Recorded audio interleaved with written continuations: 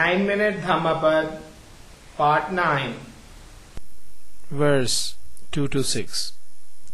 Those who are ever watchful, who study day and night, who strive after nirvana, their passions will come to an end. Verse 2 to 7. This is an old saying, O Atula. This is not only of today. They blame him who sits silent. They blame him who speaks much. They also blame him who says little. There is no one on earth who is not blamed. Verse 2 to 8. There never was, there never will be, nor is there now, a man who is always blamed, or a man who is always praised. Verses 229 and 230. But he whom those who discriminate praise continually, day after day, as without blemish, wise, rich in knowledge and virtue, who would dare to blame him, like a coin made of gold from the Gambu river? Even the gods praise him. He is praised even by Brahman. Verse 231. Beware of bodily anger, and control thy body. Leave the sins of the body, and with thy body practice virtue. Verse 232. Beware of the anger of the tongue, and control thy tongue. Leave the sins of the tongue, and practice virtue with thy tongue. Verse 233. Beware of the anger of the mind, and control thy mind. Leave the sins of the mind, and practice virtue with thy mind. Verse 234. The wise who control their body, who control their tongue, the wise who control their mind, are indeed well controlled. Chapter 18. Impurity. Verse 235. Thou art now like a sere leaf. The messengers of death, that is, the Yama, have come near to thee. Thou standest at the door of thy departure, and thou hast no provision for thy journey.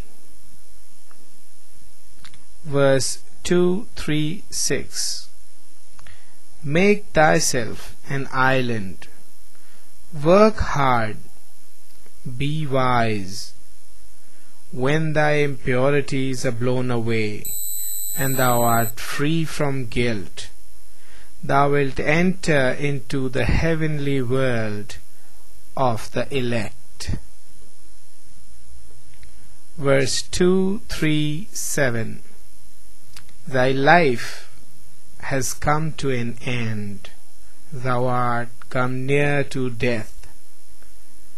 There is no resting place for thee on the road, and thou hast no provision for thy journey. Verse 238. Make thyself an island, work hard, be wise. When thy impurities are blown away, and thou art free from guilt, thou wilt not enter again into birth and decay. Verse 239. Let a wise man blow off the impurities of his self, as a smith blows off the impurities of silver, one by one, little by little, and from time to time. Verse 240. As the impurity which springs from the iron, when it springs from it, destroys it, thus do a transgressor's own works lead him to the evil path. Verse 241. The taint of prayers is non-repetition. The taint of houses, non-repair. The taint of the body is sloth. The taint of a watchman, thoughtlessness. Verse 242. Bad conduct is the taint of a woman, greediness the taint of a benefactor. Tainted are all evil ways in this world and in the next. Verse 243. But there is a taint worse than all these taints. Ignorance is the greatest taint. O mendicants, throw off that taint and become taintless. Verse 244.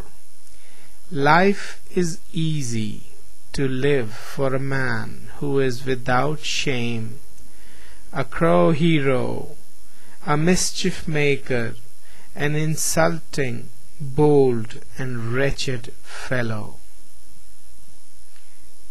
Verse 245. But life is hard to live for a modest man who always looks for what is pure, who is disinterested, quiet, spotless, and intelligent. Verse 246.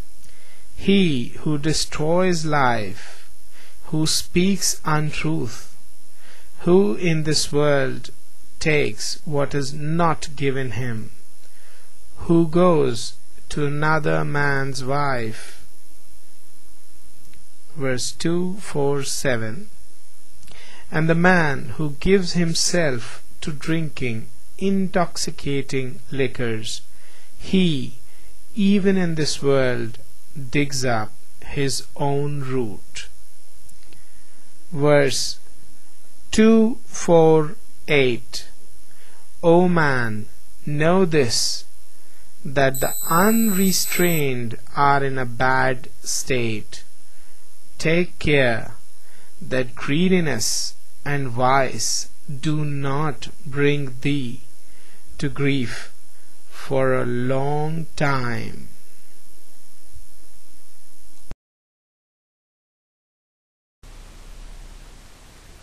End of part 9. 9-minute Dhammapada.